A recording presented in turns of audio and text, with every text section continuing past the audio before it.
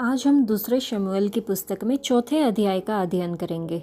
जब शाऊल के पुत्र ने सुना कि अब्नेर हेब्रोन में मारा गया, तब उसके हाथ ढीले पड़ गए और सब इस्राएली भी घबरा गए। शाऊल के पुत्र के दो जन थे जो दलों के प्रधान थे। एक का नाम बाना और दूसरे का नाम रेकाब था। ये दोनों बेरोतवासी बिन्यामीनी रिम्मोन के पुत्र थे। शाऊल के पुत्र योनातान के एक लंगड़ा बेटा था। जब इज़राइल से शाऊल और योनातान का समाचार आया, तब वह 5 वर्ष का था। उस समय उसकी धाई उसे उठाकर भागी और उसके उतावली से भागने के कारण वह गिर के लंगड़ा हो गया। उसका नाम मपीबोशेत था। उस बेरोती रिमोन के पुत्र रेकाब और बाना कड़ी धूप के समय इशबोशेत के घर में, जब वह दोपहर को विश्राम कर रहा था, आए और गेहूं ले जाने के बहाने से घर में घुस गए और उसके पेट में मारा। तब रेकाब और उसका भाई बाना भाग निकले। जब वे घर में घुसे और वह सोने की कोठरी में चारपाई पर सो रहा था, तब उन्होंने उसे मार डाला और उसका सिर काट लिया और उसका सिर लेकर रातों रात अराबा के मार्ग से चले। वे इशबोशेत का सिर हेब्रोन में दाऊद के पास ले जाकर राजा से कहने लगे, देख, शाऊल जो तेरा शत्रु और तेरे प्राणों का ग्राहक था, उसके पुत्र इशबोशेत का यह सिर है। आज के दिन यहोवा ने शाऊल और उसके वंश से मेरे प्रभु राजा का पलटा लिया है। दाऊद ने बेरोती रिम्मोन के पुत्र रेकाब और उसके भाई बाना को उत्तर देकर उनसे कहा, यहोवा जो मेरे प्राण को सब विपत्तियों से छुड़ाता आया है, उसके जीवन की शपथ, जब किसी ने यह जानकर कि मैं शुभ समाचार देता हूँ, सिकलग में मुझको शाऊल के मरने का समाचार दिया, तब मैंने उसको पकड़कर घात कराया, अर्थात उसको समाचार का यही बदला मिला। फिर जब दुष्ट मनुष्यों ने एक निर्दोष मनुष्य को उसी के घर में वरन उसकी चारपाई ही पर घात किया, तो मैं अब अवश्य ही उसके खून का बदला तुमसे लूँगा और तुम्हें धरती पर से नष्ट कर डालूँगा।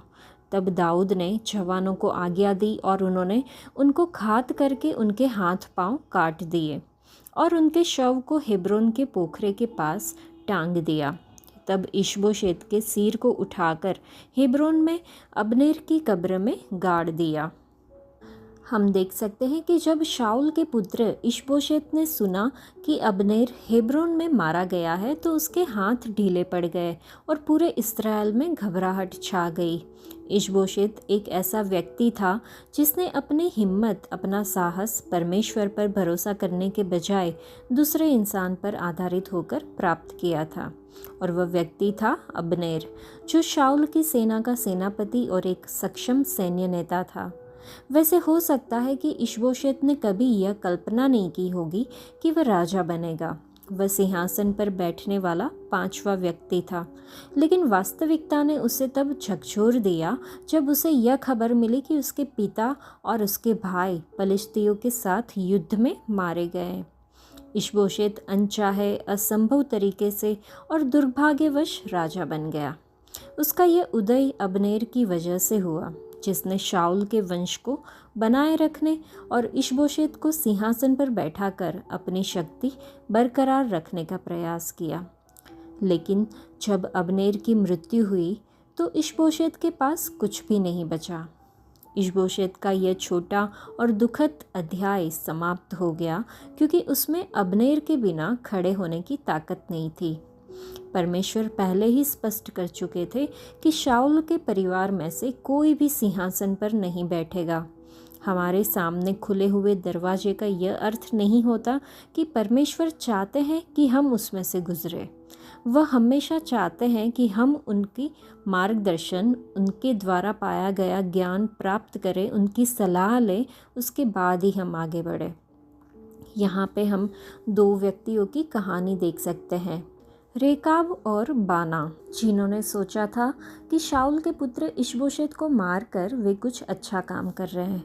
वे मानते थे कि दुश्मन को ख़त्म करके वे दाऊद की मदद कर रहे हैं, लेकिन उनके इरादे परमेश्वर के द्वारा आए हुए नहीं थे।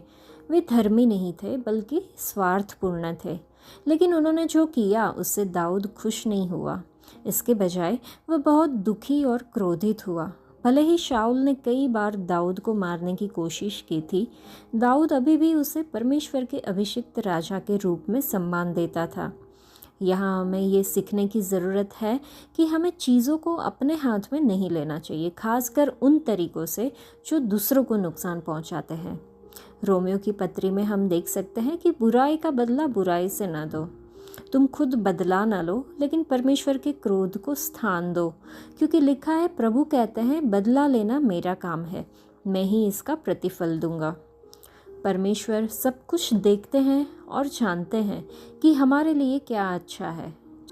जब हम परिस्थितियों को अपने तरीके से ठीक करने की कोशिश करते हैं, खासकर दूसरों को नुकसान पहुंचाकर, तो उसका मतलब है कि हम परमेश्वर पर भरोसा नहीं रख रहे हैं।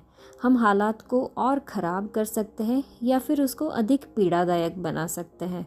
तो चलिए हम अपने हृदय और अपने इरादों की जांच करें कि क्या हम रेकाब और बाना की तरह परमेश्वर की सेवा का दावा करते हुए अपनी इच्छाओं के अनुसार कार्य तो नहीं कर रहे हैं, और हम कभी भी अपने स्वार्थी और हानिकारक कार्यों को सही ठहराने के लिए परमेश्वर के नाम का उपयोग ना करें। हमने देखा दाऊद अपने अनुभवों से जीवित परमेश्वर की गवाही दे सकता है, जो उनकी सामर्थ्य का प्रमाण था, क्योंकि हर बार कठिनाइयों के बीच से वह बचाया गया। अनेक उतार चढ़ावों के बावजूद वह यह घोषित कर सका कि कैसे परमेश्वर ने उसे प्रोत्साहित किया और हर चुनौती से पार पाने में मदद की। हमारे पापों के लिए मरने वाले यीशु मसीह तीसरे दिन पुनः जीवित हो गए और अब हमारे लिए मध्यस्थता करते हुए पिता के दाहिनी हाथ पर बैठे हैं। क्योंकि वे जीवित हैं, हम आने वाले कल का सामना कर सकते हैं, क्योंकि हमारी निर्बलता में हम उनके अनुग्रह के सिंहासन के पास आ सकते हैं। जब हम अपने पापों को स्वीकार करते हैं तो वे हमारे लिए मध्यस्थता करते हैं। जो अपनी सामर्थ्य के वचन से सारी सृष्टि को बनाए रखते हैं, वही आपकी पृथ्वी पर की यात्रा में आपको स्थिरता भी प्रदान करेंगे। जिन्होंने आपके प्राण को विनाश के गड्ढे से बचाया है, वे आपको अपने वचनों के द्वारा मार्गदर्शन देंगे, आनंद और शांति की भरपूरता लाएंगे, जो अनंत काल में अपनी पूर्णता तक पहुँचेगी। आज के लिए इतना ही। परमेश्वर आप सबको आशीष दे। धन्यवाद।